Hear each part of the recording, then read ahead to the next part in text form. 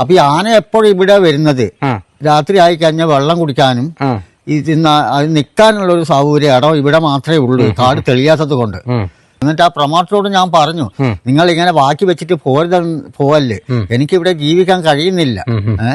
ഞാനിപ്പോ എന്റെ മക്കളെയും കൊണ്ട് ഞാൻ രാത്രി പുറത്തെങ്കിലും നമുക്ക് ഇറങ്ങണ്ടേ.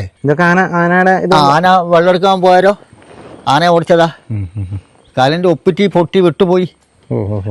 വരുമാനം ആർക്കാൻ അറിയുന്ന വീടുകളിൽ കൂടെ ഞാൻ കയറി ചെല്ലൂ, അറിയുന്ന ഒരു 10, 50, 100 തരൂ. ഇത് തന്നെ എന്റെ ജീവിതം. അങ്ങനെയായില്ലേ? ആ, അല്ലാണ്ട് വേറെ നിവൃത്തിയൊന്നുമില്ല എനിക്ക്. ഷെഡിനകത്തായിരുന്നു പിള്ളേർക്ക് ചോറ് വിളമ്പി കിടക്കുന്ന അതേ സമയത്ത് ആന വന്ന് മുമ്പിൽ പട്ടു. നോക്കുമ്പോ ചോറും നോക്കില്ല, ഒന്നും നോക്കില്ല. പിള്ളേർ ഓടിപ്പോയിട്ട് അവർക്ക് ഒരു വീടുണ്ടായിരുന്നു, ആ വീട്ടിലേക്ക് ഓടിക്കേറി. ഞാൻ ഇറങ്ങി ഓടിയത് എന്റെ അവിടെ ഒരു കക്കസ് കുഴിയുണ്ട്, അതിനകത്തായിരുന്നു. എന്റെ നടുവേദന. ചാടിയോ? ആ, കുഴിക്കകത്തായിരുന്നു. വീടിന് വേണ്ടിട്ട് എടുത്ത കക്കൂസിന്റെ കുഴി അതിനകത്തേക്ക് വീണു. അതിനകത്തേക്ക് വീണു. അതുകൊണ്ട് ആന അതിലേ ചവിട്ടി പോയിട്ട് എന്നെ കണ്ടില്ല. ആന അവിടെ വരെ വന്നു. അവന് ഇച്ചിരി അങ്ങോട്ട് നോക്കുവാണെങ്കിൽ എന്നെ കുഴിന്ന് പിടിച്ചാണ്. 5 മക്കളുണ്ടായിരുന്നു. അതിന് തള്ളേനെയും പിന്നെ ബാക്കി 3 എണ്ണത്തിനെയും പിന്നെ പുലി കൊണ്ടുപോയി രാത്രി വന്നിട്ട്. ഇവിടെ പുലി ഉണ്ടായിരുന്നു? ആ, കാട്ടുപുലി വരുത്തുണ്ട്. പണിയെടുക്കുന്ന ചില്ലറ പൈസ കൊണ്ട് എല്ലാം നോക്കണ്ടേ. അത് പറ്റുവാണെങ്കിലല്ലേ എനിക്ക് പണിക്ക് പോകാൻ പറ്റില്ല. നമസ്കാരം, ഞാനിപ്പോൾ ഉള്ളത് ആറളം ഫാമിലാണ്. ആറളം ഫാമിൽ ബ്ലോക്ക് 10 പ്രദേശത്താണുള്ളത്. കോട്ടപ്പാറ എന്നാണ് ഈ ഒരു സ്ഥലത്തിൻ്റെ പേര്. കൃത്യം ഒരു വർഷം മുന്നേ ഞാൻ ഈ ഒരു പ്രദേശത്ത് വന്നിരുന്നു. കഴിഞ്ഞ വർഷം മെയ് മാസത്തിലാണ് ഞാൻ ഈ ഒരു പ്രദേശത്ത് വന്നത്. അന്ന് ഞാനിവിടെ വന്ന് എൻ്റെ തൊട്ടുപുറയിൽ കാണുന്ന ഈ ഒരു വീടൊക്കെ ഒരുപക്ഷെ നിങ്ങൾക്ക് അറിയാമായിരിക്കും. ഈ ഒരു വീടൊക്കെ അതും അതിൻ്റെ പരിസര പ്രദേശത്തൊക്കെ കഴിഞ്ഞ് അന്ന് ആനയൊക്കെ വന്നിട്ട് ആ വീടിൻ്റെ ഭിത്തിയൊക്കെ ഇടിച്ച് തകർക്കുകയും ജനലൊക്കെ പൊളിക്കുകയൊക്കെ ചെയ്തിരുന്നു.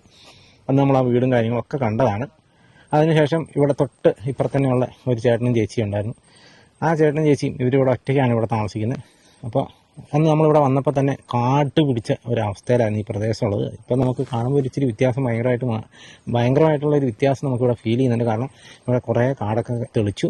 ഇപ്പോൾ പല പ്രദേശത്തും ആറളത്ത് കാട് തെളിക്കുന്ന പ്രവൃത്തി നടക്കുന്നുണ്ട്. ഇത് കുറച്ച് മുന്നേ തെളിച്ചാണ്, എന്നാലും ഞാനിപ്പോൾ ഇവിടെ വന്നു കഴിഞ്ഞപ്പോൾ ഇവിടെയൊക്കെ ഒന്ന് തെളിഞ്ഞ് കാണുന്നുണ്ട്. അതുകൊണ്ട് തന്നെ നമുക്ക് ഇപ്പോൾ അത്യാവശ്യം ഇച്ചിരി ദൂരത്തേക്കൊക്കെ മൃഗങ്ങളുണ്ടെങ്കിൽ കാണാൻ പറ്റുന്നുണ്ട്. അപ്പം അങ്ങനെ ഒരു ആശ്വാസത്തിൽ നിൽക്കുകയാണ്. പക്ഷെ എന്നാലും ആനയൊക്കെ സ്ഥിരം വരാറുണ്ട് എന്നാണ് എനിക്കിപ്പോൾ മനസ്സിലാകുന്നത്. ഏതായാലും നമ്മൾ ആ ഒരു പ്രദേശത്തേക്കാണ് പോകുന്നത്. നമ്മൾ ഒരു വർഷമായി അവിടെ നിന്ന് പോയിട്ട്. അപ്പോൾ അവരോട് കാരണം ഇവർ ഒറ്റയ്ക്ക് താമസിക്കുന്ന ഒരു ആളുകളാണ്. അപ്പോൾ അവരോട് ചോദിക്കാം എന്താണ് ഇവിടുത്തെ അവസ്ഥ എന്നുള്ളത്. പ്രത്യേകിച്ച് ഇപ്പോൾ ഗജമുക്തി പരിപാടിയൊക്കെ നടക്കുന്നുണ്ട്. ആനകളെ തുരത്തുന്ന പരിപാടി ഇപ്പോൾ കഴിഞ്ഞ ഒരു 2-3 ദിവസമായിട്ട് നടക്കുന്നുണ്ട്. അതിൻ്റെ വിഷയമൊക്കെ ഞാൻ ഈ കൂടെ കാണിച്ചു തരാം. അപ്പോൾ അവരോടൊന്ന് ചോദിക്കാം എന്താണ് ഇപ്പോഴത്തെ ഒരവസ്ഥ, ആനയുടെ പ്രശ്നത്തിനൊക്കെ ഒരു വല്ല ശമനം ഉണ്ടോ എന്നുള്ളതൊക്കെ ഒന്ന് ചോദിച്ച് മനസ്സിലാക്കാം കേട്ടോ. ഇപ്പോൾ നിങ്ങൾ കാണുന്നത് കഴിഞ്ഞ 1-2 ദിവസമായിട്ട് നടക്കുന്ന ഗജമുക്തിയുമായിട്ട് ബന്ധപ്പെട്ട വിഷ്വൽസാണ്.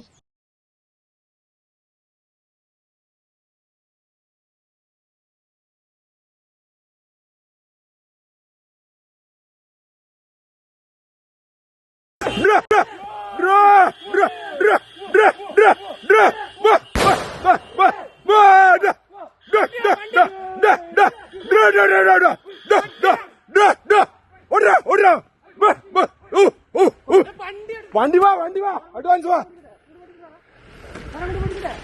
നിക്ക തിരിയരുതേ, നോക്കണേ.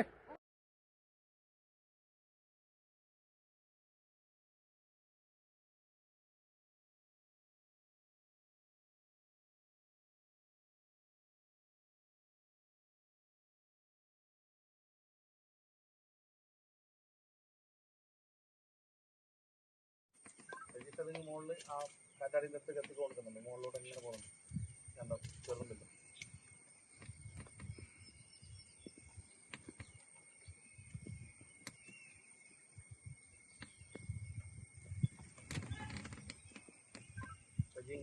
മുമ്പോട്ടെത്തി ആ നിരത്തിലെത്തി.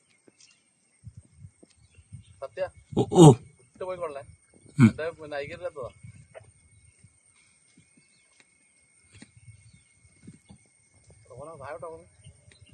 ഇപ്പോൾ നിങ്ങൾ കണ്ടല്ലോ ഗജമുക്തി ഒരു സൈഡിൽ നടക്കുന്നുണ്ട്. അപ്പോൾ നമ്മളേതായാലും കോട്ടപ്പാറ പ്രദേശത്താണുള്ളത്. അന്ന് നമ്മൾ വന്നപ്പോൾ മുഴുവനായിട്ടും കാട് പിടിച്ച് കിടക്കുന്നത്, അതായത് തൊട്ടപ്പുറം നിന്നാൽ പോലും ഒന്നും കാണാത്തൊരു പ്രദേശമായിരുന്നു. ഇപ്പോൾ ഏതായാലും ഇവിടെയൊക്കെ തെളിച്ചിട്ടുണ്ട്. അതാണ് റോഡ്, ആ കാണുന്നതാണ് റോഡ്. അതിലാണ് വണ്ടികൾക്ക് കാര്യങ്ങളൊക്കെ പോകുന്നത്. കോട്ടപ്പാറ എന്ന് പറഞ്ഞ പ്രദേശമാണ്. അവിടെയാണ് ആനമതിലിൻ്റെ പണിയൊക്കെ നടക്കുന്നതിൻ്റെ തൊട്ടപ്പുറം ആറളം വന്യജീവി സങ്കേതമാണ്. ഇത് ആർല ഫാമാണ്. ഇത് കാടാണെന്ന് പറഞ്ഞാൽ ആരും കമൻറ്റ് ചെയ്യരുത് ദയവ് ചെയ്ത്. ഇതൊക്കെ ഇവിടെയുള്ള ആളുകൾക്ക് ട്രൈബൽ സെറ്റിൽമെൻറ്റ് ഏരിയയാണ്. സർക്കാർ തന്നെ ഇവിടെയുള്ള വയനാട്ടിൽ നിന്നും കണ്ണൂരിൻ്റെ പല ഭാഗത്തുനിന്നുള്ള ആദിവാസികളായിട്ടുള്ള ആളുകളെ ഇവിടെ സെറ്റിൽമെൻറ്റ് ചെയ്തിരിക്കുന്നതാണ്. അവർക്ക് വീടും സ്ഥലവും കൊടുത്തിരിക്കുന്നതാണ്. അപ്പോൾ അങ്ങനെ ഒരു പ്രദേശമാണ്. ഈ ഒരു വീടാണ് നമ്മൾ കഴിഞ്ഞ വർഷം നമ്മളിവിടെ ഇതിൻ്റെ ഒരു ഇതെടുക്കാനായിട്ട് അന്ന് വന്നത്. ഈ ഒരു വീട് അന്ന് ആന പൊളിച്ചതാണ് കേട്ടോ.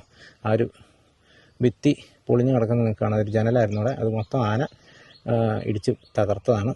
ആ സമയത്തൊക്കെ ഇവിടെ ഭയങ്കര ആനശല്യമായിരുന്നു. അതായത് ഈ ഒരു ഒറ്റ വീട്, ഈ ഒരു വീട്ടുകാർ ഒറ്റയ്ക്കാണ് ഇവിടെ താമസിച്ചുകൊണ്ടിരിക്കുന്നത്. ബാക്കി എല്ലാവരും ഈ കാണുന്ന 1, നമുക്ക് ഈ ചുറ്റുവട്ടത്തുള്ള വീടൊന്ന് എണ്ണി നോക്കാം. 2, 3, 4, അങ്ങനെ ഇതിൻ്റെ ഇടയ്ക്കിടയ്ക്ക് ഉണ്ട് കേട്ടോ വീടുകൾ. ഇതുപോലെ ഇഷ്ടംപോലെ വീടുകൾ ഇങ്ങോട്ടും ഇതിനപ്പുറത്തോട്ടും അപ്പുറം ഒരു വീട് കാണാം.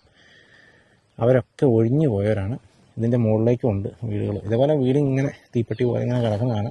ഇതുണ്ടോ, ഇതൊക്കെ അവരുടെ ടോയ്ലറ്റും കാര്യങ്ങളൊക്കെയാണ്. ആളുകൾ ഒഴിഞ്ഞു പോയി. ഇതുണ്ടോ ടോയ്ലറ്റിൻ്റെ ആ ഒരു ഭിത്തിയായി കാണുന്നത്. പക്ഷേ ആരും ഇവിടെ താമസമില്ല. ഈ ഒരൊറ്റ വീട്ടുകാർ ഇവിടെ താമസമുള്ളൂ കേട്ടോ.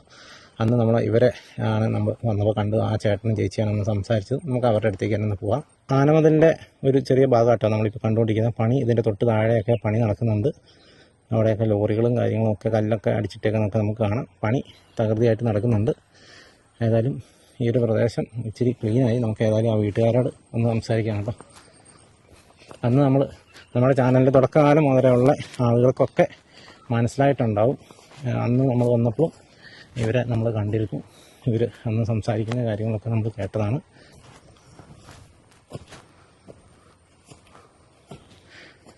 പ്രത്യേകിച്ച് നമ്മൾ അന്ന് വന്ന് ഈ ഇവരുടെ അവസ്ഥയും കാര്യങ്ങളൊക്കെ വന്ന് റിപ്പോർട്ട് ചെയ്ത് ഇവിടുത്തെ ആ ഒരു കാട് പിടിച്ച് കിടക്കുന്ന അവസ്ഥയും കാര്യങ്ങളൊക്കെ നമ്മളന്ന് വീഡിയോ എടുത്തതിന് ശേഷമാണ് ഈ ഒരു സ്ഥലം ഇപ്പോൾ നമുക്കറിയാം ഇവിടെ ഹൈക്കോടതി നേരിട്ട് ഈ ഒരു പ്രദേശത്ത് ടാസ്ക് ഫോഴ്സ് എന്ന് പറഞ്ഞിട്ട് ഒരു ഇതൊക്കെ രൂപീകരിച്ച് ഇവിടെയുള്ള ആളുകളുടെ പ്രശ്നങ്ങളിലൊക്കെ ഇടപെടുന്നുണ്ട്. അപ്പോൾ ആ ടാസ്ക് ഫോഴ്സിൻ്റെ ശ്രദ്ധയിൽപ്പെടുകയും ഇവിടെ ഇങ്ങനെ കാട് കളിക്കാനായിട്ടൊക്കെ കാരണമായത് നമ്മുടെ വീഡിയോ ആണെന്നുള്ളതാണ് അതിൻ്റെ ഒരു സത്യം.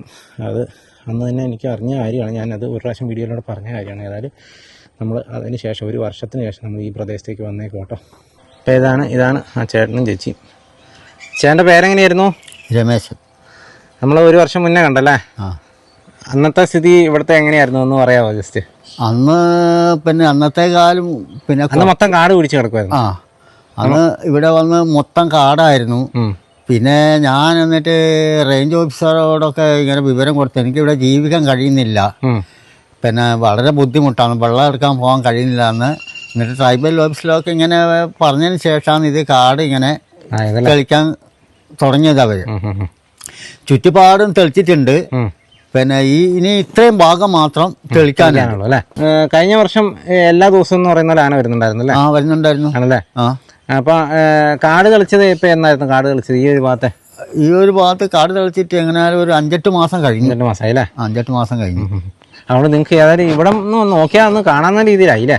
കാണാവുന്ന രീതിയിൽ. അതിന്റെ അപ്പുറത്തോട്ട് ഇനിയും തെളിക്കാനുണ്ട്. അതിന്റെ അപ്പുറത്ത് കുറച്ച് ഭാഗം മാത്രമേ ഉള്ളൂ. അപ്പൊ ഈ ആന എപ്പോഴും ഇവിടെ വരുന്നത് രാത്രി ആയി കഴിഞ്ഞാൽ വെള്ളം കുടിക്കാനും അത് നിൽക്കാനുള്ള ഒരു സൗകര്യം ഇടം ഇവിടെ മാത്രമേ ഉള്ളൂ, കാട് തെളിയാത്തത് കൊണ്ട്. ഏകദേശം ഒരു ദിവസം കൊണ്ട് ഒരു 5-6 ആൾ നിന്നാൽ ബാക്കി തെളിക്കേണ്ട അത്രയും സൗകര്യമില്ല. എന്നിട്ട് ആ പ്രൊമോട്ടറോട് ഞാൻ പറഞ്ഞു, നിങ്ങൾ ഇങ്ങനെ ബാക്കി വെച്ചിട്ട് പോവല്ലേ, എനിക്കിവിടെ ജീവിക്കാൻ കഴിയുന്നില്ല. ഞാനിപ്പോ എന്റെ മക്കളെയും കൊണ്ട് ഞാൻ രാത്രി പുറത്തെങ്കിലും നമുക്ക് ഇറങ്ങണ്ടേ. ഇങ്ങനെ ആന എപ്പോഴും വന്ന് ശല്യം ചെയ്യാം. നിങ്ങളുടെ ഇത് ഏതാ ബ്ലോക്ക് 10 അല്ലേ? ബ്ലോക്ക് 10 കോട്ടപ്പാറ. പ്രൊമോട്ടർ ആരാ? പ്രൊമോട്ടർ പിന്നെ വളയഞ്ചലുള്ളതാ. മഞ്ജു ആന്ന് തോന്നുന്നു. മഞ്ജു എന്ന അവളെ പേര് എനിക്കറിയില്ല, ഇതുവരെ കണ്ടിട്ടുമില്ല അങ്ങനെ. പിന്നെ ഇന്നലെ തന്നെ 2-3 ദിവസമായി എന്റെ തൊട്ട് മുകളിൽ അക്കരെ കുന്നിന് ആന വരുന്നു. അവര് ഇന്നലെ അന്ന് ഇപ്പൊ ഈ കാട് തെളിച്ചതിന് ശേഷം പിന്നെ ആന വരുന്നുണ്ട്. വരുന്നുണ്ട്. ആന വരുന്നുണ്ട്. എനിക്ക് തന്നെ ഇവിടുന്ന് വെള്ളം എടുക്കാൻ പോകാൻ കഴിയുന്നില്ല. ചേട്ടൻ എവിടെയാ വെള്ളം എടുക്കാൻ പോകുന്നത്? അങ്ങ് ഒരു കുഴിയുണ്ട്, ഇവിടെ കാട്ടിക്കൂടെ ഈ നടന്നിട്ട് പോകണം വെള്ളം എടുത്തിട്ട് വരാൻ എനിക്ക്. അങ്ങനെ വെള്ളത്തിന് പോരാന്ന്. ഫാമിന്റെ ഉള്ളിലെ തന്നെ പ്രദേശമാണോ? ഫാമിനുള്ളിൽ തന്നെ ഇതാ കാടിന്റെ ഉള്ളിലല്ലോ? അല്ലല്ല, ഫാമ് ഇത് തന്നെയാണ്. ഞാനിവിടെ സ്ഥലം കിട്ടിയാലും ഞാൻ ആ ചെറിയൊരു വെള്ളക്കുഴി ആക്കിയതാ.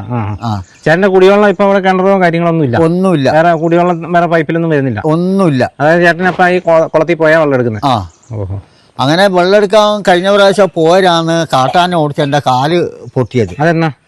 അത് 2026 അതെ, ഈ വർഷം. ഈ വർഷം എന്നാ? ഏത് മാസം? ഏത് മാസാന്ന് എനിക്ക് അത്ര ഓർമ്മയില്ല. ഇതിൻ്റെ കാർഡ് ഇതൊക്കെ ഉണ്ട് ഇവിടെ. ആണോ? 1-2 മാസമൊക്കെ കഴിഞ്ഞോ? 26, 27, 2-2.5 കൊല്ലായി. ഈ വർഷം ഇത് 26 26. 2.5 കൊല്ലായി. ആ, അപ്പോൾ 24 അപ്പോൾ അത് അന്ന് പറഞ്ഞായിരുന്നല്ലേ ആ കാര്യം? അന്ന് പറഞ്ഞായിരുന്നു.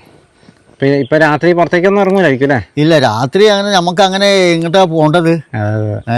ഞാനെന്നെ പേടിച്ചിട്ട്. ചേട്ടനപ്പൊ എത്ര മക്കളുണ്ടോ? എനിക്ക് 2 മക്കൾ. അവരൊക്കെ എന്താ ചെയ്യുന്നത്? അവരിങ്ങനെ ഒരുത്തൻ തൊഴിലുറപ്പിലെ പണിക്കൊക്കെ അത്യാവശ്യം ഏതെങ്കിലും നാട്ടിൻ പ്രദേശത്തൊക്കെ പണിക്ക് പോവും എന്നല്ലാണ്ട് വേറെ മാർഗങ്ങളൊന്നുമില്ല. ഒരാളോ? അടുത്താളോ? ഒരാള് പിന്നെ എൻ്റെ മോളെ ഞാൻ കഷ്ടപ്പെട്ട് പഠിപ്പിച്ചു. TCC പിന്നെ ട്രെയിനിങ് എല്ലാം കഴിഞ്ഞ് നിൽക്കുക.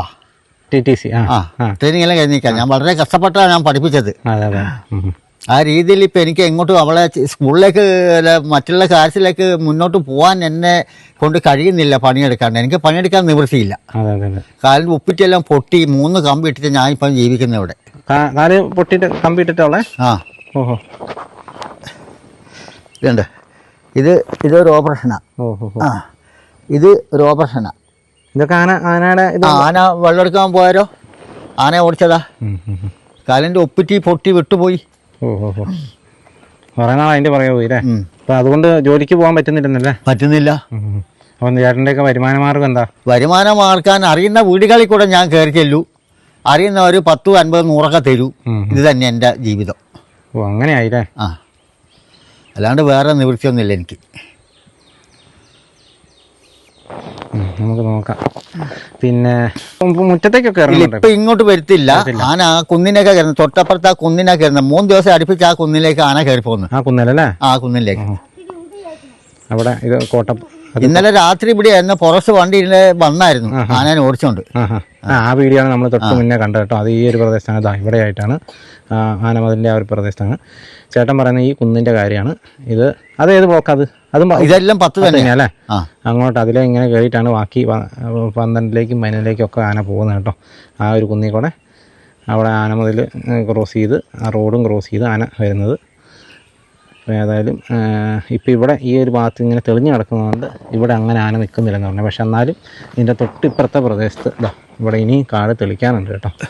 വീടിൻ്റെ ഒരു പരിസരം മാത്രം തെളിച്ച് കൊടുത്തിട്ട് അത് ഒഴിവാക്കിയത്. അപ്പോൾ അതും കൂടെ ഒന്ന് ചെയ്ത് കിട്ടുവാണെങ്കിൽ നല്ലതാണെന്നാണ് ചേട്ടൻ ഇപ്പോൾ സംസാരിച്ചത്. കഴിഞ്ഞ വർഷം നമ്മൾ കണ്ടതിന് ശേഷം പിന്നെ എപ്പോഴേലും ആനയുടെ മുമ്പിൽ പെടുന്ന സാഹചര്യം ഉണ്ടായോ? ഇല്ല, ഇത് അങ്ങനെ ഞാൻ പുറത്തേക്കിട്ടൊന്നും ഇപ്പം പോകില്ല. അല്ലേ? വൈകിട്ട് ഏറ്റവും അവസാനം എത്ര മണിയാകുമ്പോൾ നിങ്ങൾ വീട്ടിൽ കയറും? വൈകുന്നേരം ഞങ്ങള് പിന്നെ ഒരു 5 മണിയാകുമ്പോഴത്തേക്കും ഞങ്ങൾ എവിടെ പോയാലും അടുത്തുള്ള വീട്ടിൽ പോയാലും 5 മണിയാകുമ്പോൾ ഞങ്ങൾ വീട്ടിൽ തിരിച്ചു വരും അല്ലേ? നിങ്ങൾ രണ്ടും ഒറ്റയ്ക്ക് ഇങ്ങനെ ഇല്ലേ? വെള്ളം എടുക്കാനൊക്കെ നിങ്ങളിങ്ങനെ അവിടം വരെ രണ്ടുപേരും മെല്ലെ ഇവളെ ഒന്നിച്ച് പോവും. ഇപ്പോഴും ആ ഭാഗത്തൊക്കെ കാട് പിടിച്ച് കിടക്കുന്നത്? അവിടെ വീടൊന്നുമില്ല? ഇല്ല, ആ പ്രദേശത്ത് വീടൊന്നുമില്ല. തോടും കാടും മാത്രമേ ഉള്ളൂ. ഇതെല്ലാം ഫാമിന്റെ അങ്ങ് 10 ബ്ലോക്കിന്റെ അങ്ങ് വരെ കാട് പിടിച്ച് കിടക്കുവാന്നല്ലേ? കാട് എന്ന് പറയുമ്പോൾ തെറ്റിദ്ധരിക്കും ആൾക്കാരെ. ഫോറസ്റ്റാന്ന് വിചാരിക്കും. ഫോറസ്റ്റ് അല്ല കേട്ടോ, കാട് പിടിച്ച് കിടക്കുന്നതാണ്. ഇവരുടെ കുടിവെള്ളത്തിന്റെ ഏക മാർഗം അതാണ്. ഓരോ കഷ്ടപ്പാട് മനുഷ്യന്റെ. നിങ്ങൾക്ക് എന്തെങ്കിലും ആവശ്യം വന്നാൽ ഈ ആനയൊക്കെ വന്നു കഴിഞ്ഞാൽ നിങ്ങൾ ഫോറസ്റ്റുകാരെ വിളിക്കുമോ? വിളിക്കും. ആണല്ലേ? വിളിച്ച് പറയൂലേ? അവര് വരും. പിന്നെ വേറെ എന്തൊക്കെയുണ്ട് വിശേഷം? വേറെ എന്ത് വിശേഷം? അപ്പോ ഇങ്ങനെയൊക്കെ ഈ ജീവിതം ഇങ്ങനെയല്ലേ. അതെ അതെ. എത്ര വർഷമായി ഇവിടെ താമസിക്കുന്നത്? ഞാനിവിടെ ഏകദേശം 20 വർഷമായി. പട്ടയം കിട്ടിയ കാലം മുതൽ ഞാൻ പോയിട്ടില്ല. ഇവിടെ തന്നെ. എവിടുന്നാ ചേട്ടൻ ശരിക്കും വന്നേ? ഞാൻ കണിച്ചാറിന് എങ്ങോട്ട് വന്നേ? കണിച്ചാറിന്. വയനാട്ടിൽ നിന്നല്ല? അല്ല, കണിച്ചാർ തന്നെ. ഇവിടെ തന്നെ തൊട്ടടുത്ത് അല്ലേ? എന്നിട്ട് അന്ന് മുതൽ ഇന്ന് വരെ എന്തായിരുന്നോ? ഒരു വല്ലാത്ത ജീവിതമായിരുന്നോ? വല്ലാതെ കഷ്ടപ്പാടെന്ന് വെച്ചാൽ ഞാൻ വന്ന ഇടയ്ക്കൊക്കെ ഈ എൻ്റെ പറമ്പെല്ലാം കാട് വെട്ടി എല്ലാം തെളിച്ച് പിന്നെ കപ്പയിട്ട് വാഴ, ചേമ്പ്, കശുമാവൊക്കെ ഞാൻ എല്ലാ കൃഷിയും ചെയ്യുന്നുണ്ടായിരുന്നു. എല്ലാ കൃഷിയും ചെയ്തായിരുന്നു. പക്ഷെ ഒന്നും എനിക്ക് രക്ഷപ്പെടുത്താൻ കഴിയുന്നില്ല. എന്ത് ചെയ്യാനാ? അങ്ങനെ പോയി അവസാനം ഇപ്പൊ ഇങ്ങനെ വട്ട മാത്രമായി പോയി. വട്ട മാത്രമല്ലേ ഉള്ളൂ. പറമ്പിലോട്ട് നോക്കിയാൽ വട്ട മാത്രമേ ഉള്ളൂ കേട്ടോ. ഒരു കശുമാവ് പോലും കാണാനില്ല. എല്ലാം തീർന്നു. കശുമാവ് നട്ടിട്ടും കാര്യമില്ലല്ലേ? എല്ലാ ആന കൊണ്ട് ഒരു നിവൃത്തിയില്ല. ഇപ്പൊ ഈ ആനമതിലും കാര്യങ്ങളൊക്കെ പണി നടക്കുന്നുണ്ടല്ലോ. അതിൽ പ്രതീക്ഷ ഉണ്ടോ? അതിൽ ഇപ്പൊ പ്രതീക്ഷ നടക്കൂല്ലോ എന്ന് ഇപ്പൊ ഞാൻ എന്ത് പറയാനാ? എന്നാലും നിങ്ങളുടെ ഒരു പ്രതീക്ഷ പറയാലോ. പ്രതീക്ഷ പിന്നെ എനിക്ക് ഇപ്പൊ അത് ആനമതിൽ പൂർണ്ണമായിട്ട് തീർക്കണം എന്നാണ് എൻ്റെ ആഗ്രഹം. എങ്കിലേ നമുക്ക് ഇവിടെ ജീവിക്കാൻ കഴിയും. അല്ലാതെ ഇപ്പം ഓരോ ഭരണസമിതിയല്ലേ വരുന്നത്. അവര് വരുമ്പോ അവരുടെ തീരുമാനങ്ങൾ എന്താന്ന് ഇപ്പൊ നമുക്ക് പറയാൻ കഴിയില്ലല്ലോ. അല്ല അപ്പൊ കോടതിയൊക്കെ ഇടപെട്ടിട്ടുണ്ടല്ലോ, കോടതി നോക്കുന്നുണ്ടല്ലോ, കോടതിയുടെ മേൽനോട്ടത്തിലല്ലേ ഇതൊക്കെ പോകുന്നത്. അന്നേരം ഉണ്ടാവുമായിരിക്കും, തീരുമായിരിക്കും. കോടതിയുടെ മേൽനോട്ടമാണെങ്കിൽ ഉറപ്പായിട്ടും തീരും, വിശ്വസിക്കുന്നുണ്ട് പൂർണ്ണമായും തീരുമെന്നുള്ളത്.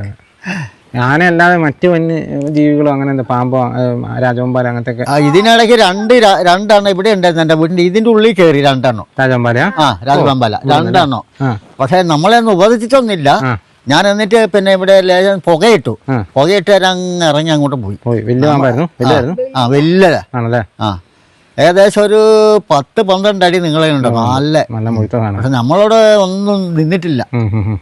അറിഞ്ഞായിരുന്നല്ലേ നിങ്ങള്? മനസ്സിലായി. ഈ പട്ടിയാ കണ്ടത്. പട്ടി കണ്ടു കുറച്ചു. ഇങ്ങനെയൊക്കെ വിറകൊക്കെ വെക്കുമ്പോ വന്ന് നിന്നാലും അല്ലേ, പുറത്തൊക്കെ അല്ലേ വിറവ് വെക്കുന്നത്. പെരക്കകത്ത് കയറിയിട്ടുണ്ടോ? ഇല്ലല്ല, വീട്ടിനകത്തൊന്നും കയറിയിട്ടില്ല. ഇവിടെ ഫാമിൽ ഒത്തിരി ആളുകളുടെ വീടിന്റെ ഉള്ളിൽ കയറുന്നൊക്കെ കണ്ടിട്ടുണ്ട്. ചോദിച്ചേ, പട്ടിയായിരിക്കുമല്ലോ നിങ്ങളുടെ സംരക്ഷണം അല്ലേ? ഇവർ രണ്ടുപേരെ ഞങ്ങളെ രാത്രി ഞാൻ വന്നപ്പോ തന്നെ നല്ല കുരയായിരുന്നു കേട്ടോ, രണ്ടുപേരും കൂടെ. ഇവരെവിടുന്നാ കിട്ടിയേ? അത് എൻ്റെ മോള് വേറൊരു ഭർത്താവ് വീട്ടിൽ നിന്നൊരു കുട്ടി തള്ളേനെ കൊണ്ട് വന്നു. പിന്നെ അതിൻ്റെ കുഞ്ഞുങ്ങളാണ്. 5 മക്കളുണ്ടായിരുന്നു. അതിന് തള്ളേനെയും പിന്നെ ബാക്കി 3 പിന്നെ പുലി കൊണ്ടുപോയി രാത്രി വന്നിട്ട്. ഇവിടെ പുലി ഉണ്ടായിരുന്നു? കാട്ടുപുലി വരുത്തിട്ടുണ്ട്. അതെത്ര നാളായി? അത് ഏകദേശം കഴിഞ്ഞ വർഷം, ഒരു വർഷമായി. അതിന് ശേഷം അല്ലേ ഇവര് രണ്ടുപേരും അല്ലേ? ഒരു കുറച്ചോളോ? ഒരു ഇതുമില്ല. മാനാണ് മാന്, ആനയാണ് ആന. ഒരു ആന വന്നാ കുറയ്ക്കോ? ആണല്ലേ. ആനയുടെ പുറകെ പോവും. പുറകെ പോവും. കുറച്ചുണ്ട്. ആന തിരിച്ച് ഇതാക്കുവോ? ആന ഇല്ല, ആന ഓടിക്കുന്നത് അങ്ങനെ പോലും ഞാൻ അന്നെ തന്നെ അറിയും. അതുപോലെ തന്നെ ഇവരെ പിടിച്ച് അകത്താക്കും ഞാൻ. കുറച്ചാൽ തന്നെ ഒരു സമാധാനം നമുക്ക് അറിയാലോ അല്ലേ, വന്നെന്ന് അല്ലേ. പലരും അറിയാണ്ടാണല്ലോ ഇതിന്റെ മുമ്പിൽ ചെന്ന് വിടുന്നത്. ചേച്ചിയുടെ പേരെങ്ങനെയാ? ലക്ഷ്മി. എങ്ങനെയാ ചേച്ചി? ഭയങ്കര കഷ്ടപ്പാടാണ് ഇവിടെ. കഷ്ടപ്പാടെന്ന് വെച്ചാൽ തൊഴിലുറപ്പുള്ളപ്പോ തൊഴിലുറപ്പിന് പോയ 5-5:30 ആകുമ്പോഴത്തേന് വീട്ടിൽ. ചേച്ചി തൊഴിലുറപ്പിന് പോകുന്നുണ്ടോ? അല്ലേ. ചേച്ചിക്ക് എത്ര വയസ്സായി? എനിക്ക് 60 വയസ്സ് കൂട്ടാ. അല്ലേ. പക്ഷെ ഇതുവരെ എനിക്കൊരു പെൻഷൻ പോലും ഇല്ല കേട്ടോ. പെൻഷൻ കിട്ടാൻ തുടങ്ങിയില്ല? ഒന്നുമില്ല. ആധാരത്തില് പിന്നെ വയസ്സ് കുറവാണ്. 6 ആധാരത്തില്? ആധാർ കാർഡില്? റേഷൻ കാർഡിനകത്തും കുറവാണ്, വയസ്സ് കുറവാണ്. അതുകൊണ്ട് എനിക്ക് പെൻഷയിലൊന്നുമില്ല. ഞാൻ ഈ കൂലിപ്പണി എത്തിച്ച് ഞാൻ എൻ്റെ കുടുംബം ഇങ്ങനെ കഴിഞ്ഞു പോന്നു. എനിക്കാണെങ്കിൽ ഒരു അച്ഛനും അമ്മയും ഇല്ല, ആങ്ങളമാരും ഇല്ല, ഒറ്റ മോളെന്നാണ്. ഉണ്ടെങ്കിൽ പിന്നെ അവനെന്നെ പോയിട്ടില്ലേ.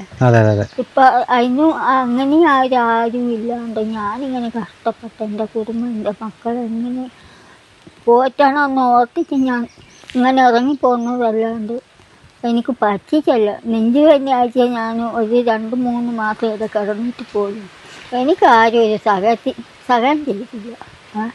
പിന്നെ ആശുപത്രി പിള്ളേർ കൊണ്ടുപോയി നന്നാക്കിയിട്ട് കൊണ്ടുവരും. നടക്കുമ്പോഴൊക്കെ ചേച്ചി വടിയും കുത്തി പിടിച്ചാണ് നടക്കുന്നത് അല്ലേ? ഞാനിപ്പോ ഒരു വടിയും കുത്തി പിടിക്കുന്നത് കണ്ടായിരുന്നേ. ആ വടി ചേച്ചി നിലത്തേക്ക് ഇട്ട് കേട്ടോ. അതിന് കാലിന് ബുദ്ധിമുട്ടുണ്ടോ?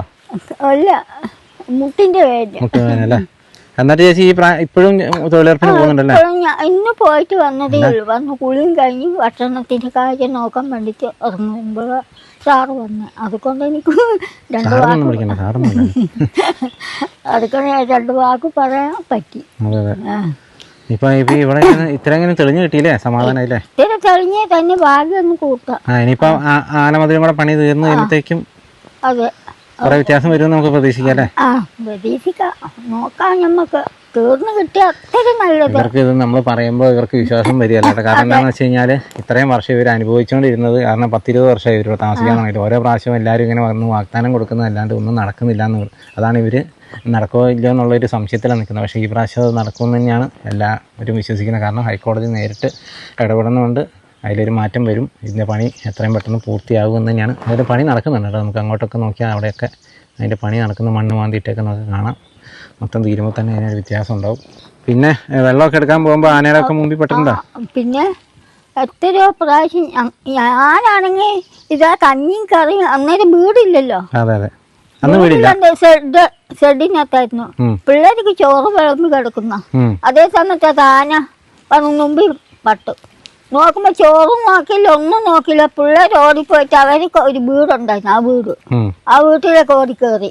ഞാൻ ഇറങ്ങി ഓടിയത് എന്റെ അവിടെ ഒരു കക്കൂസ് കുഴിയുണ്ട്, അതിനകത്തായിരുന്നു എന്റെ നടുവേദന. ചാടിയോ? ആ കുഴിക്കകത്തായിരുന്നു വീണത്.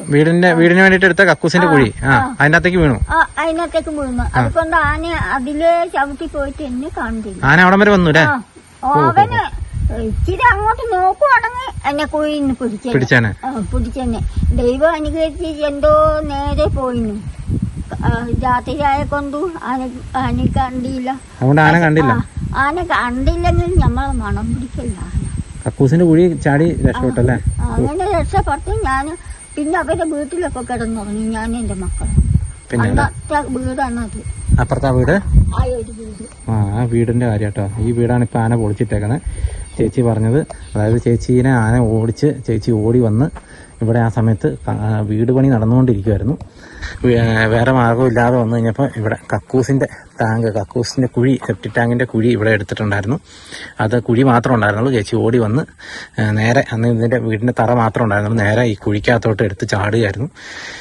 അതുകൊണ്ട് ആന ചേച്ചിയെ പിടിക്കാണ്ട് രക്ഷപ്പെട്ടു കേട്ടോ. എത്ര സാഹസികമായിട്ടാണ് ഇവിടെ ഓരോ മനുഷ്യർ ജീവിക്കുന്നതെന്നുള്ളതാണ് നമ്മൾ ചിന്തിക്കേണ്ടത് കേട്ടോ. എന്നിട്ടോ ഞാൻ രക്ഷപ്പെട്ട് വരും. എന്നെ നോക്കി നടക്കുന്നു, മക്കളും അച്ഛനും കൂടെ നോക്കി നടന്നു. ഞാൻ കാണില്ല, എനിക്ക് കാലുകൊണ്ട് എണീച്ച് പോകാൻ ആവുന്നില്ലല്ലോ. എന്നിട്ട് ഞാൻ പമ്മി ഇതേപോലെ പുലിനകത്തേ കൂടി വലിഞ്ഞു പോയപ്പോൾ ഇവരോ താനെന്നോർത്ത് ചെറിയാൻ വേണ്ടി കല്ലെടുത്തപ്പോൾ പിള്ളേർ ഒരാൾ പറഞ്ഞു അത് എറിയില്ല, അത് അമ്മയാണ് എറിയണ്ടാന്ന്. അങ്ങനെ ആന മുകളിലോട്ട് പോയപ്പോൾ ഞാൻ കയറി അവരുടെ വീട്ടിലെത്തി. മക്കൾ ആനയൊന്നോ അല്ല, ആനയല്ല പന്നിയോ മലാനോ നോത്തിട്ട് അങ്ങനെ പന്നിയുടെ ശല്യം അന്നേരം ഉണ്ടായിരുന്നല്ലോ. പന്നി മലാന എല്ലാം ഇപ്പോഴും ഉണ്ടോ പന്നി മലാനോ. പക്ഷെ എന്നാലും അതിനൊക്കെ പന്നി കണ്ടാലും നമ്മൾ വെറുതെ വിടുള്ളൂ. അവരെ എറിയാനോ അടിക്കാനോ നോക്കി അവർ നമ്മൾ ചെയ്യാണ്ടിരിക്കും. അതുമല്ല ഈ ഒറ്റ പന്നി വല്ലത്തേനാ.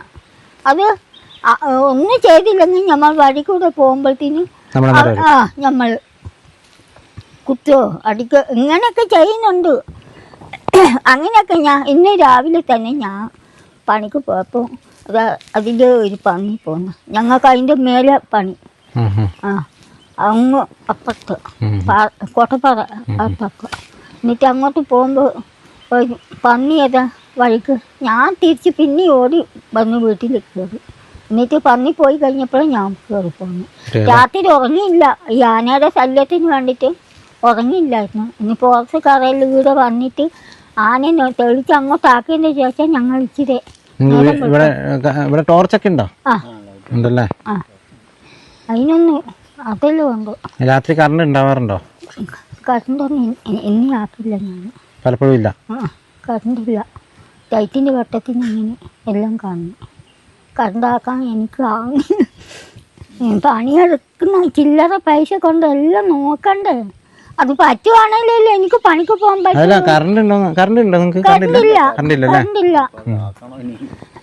അങ്ങനെ പൈസ ഇല്ലാത്തോണ്ടാ.